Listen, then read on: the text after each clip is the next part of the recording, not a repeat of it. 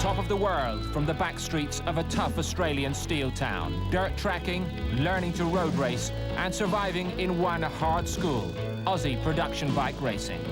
I'm on my way up, you know, trying to get to the top of the ladder, and I try not to take risks, but unfortunately sometimes you have to. And it was even tougher trying to make it as a full-time Grand Prix rider in '85.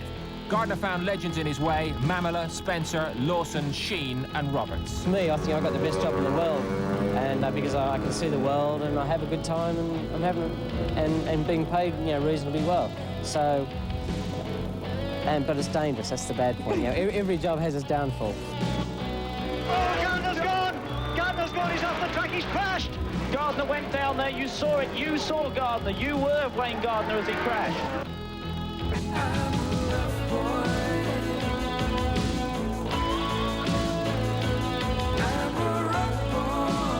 But the rough boy already knew all about what he called this deadly profession. In his first ever Grand Prix, he'd come close to taking the life of Franco Uncini.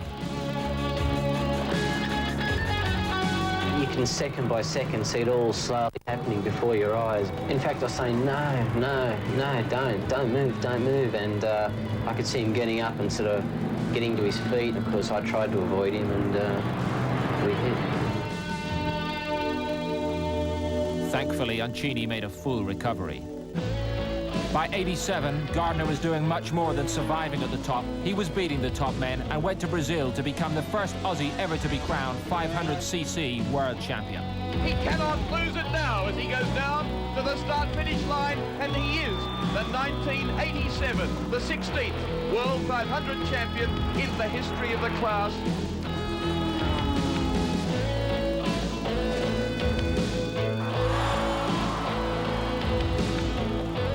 Being turned overnight into a national sporting institution would probably bring tears to anyone's eyes.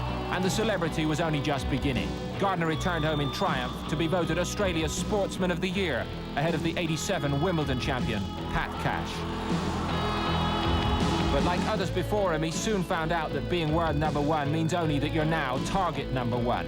Lawson fired back to regain the World Championship in '88, and the following winter, Gardner learned with disbelief that Rothmans had signed Lawson. The paddock wise guys gleefully dug out Honda's old slogan, "You meet the nicest people on a Honda." On the track, sure, we want to beat each other, but off the track, you know, we're okay. I mean, we're not the best of buddies, but we're still good friends. If you are beaten by Eddie Lawson this season, what happens to Wayne Gardner then? I don't know, maybe I'll have to find a new employer. I don't really know. It's going to be a great season's racing because there's not only Eddie that's very, very competitive and could win the championship, you've got a number of riders. But if Eddie beats me, c'est la vie. Few were fooled by such public displays of affection, and Gardner was certainly not smiling as Lawson went away to win the World Championship for the 4th time. But a seething Gardner resolved to make something out of the season by winning the first ever Australian Grand Prix. Gardner's got him, I think. Yes, he's got him, and this crowd's gone absolutely mad. At Phillip Island, the Wollongong Whiz leading the Australian Grand Prix. He's got it. He's got it. This is what sport's all about. The highs, he's had them before, he's had his lows, but this is the highest moment, the pinnacle of his career.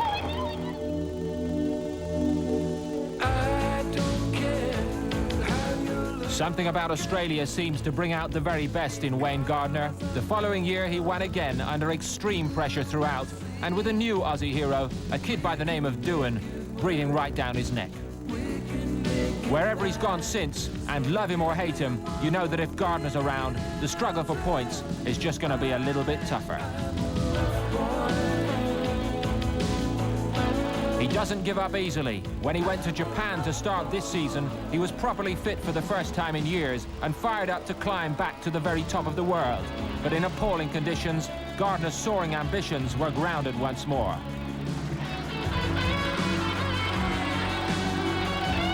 A broken leg and another massive setback after endless hard work.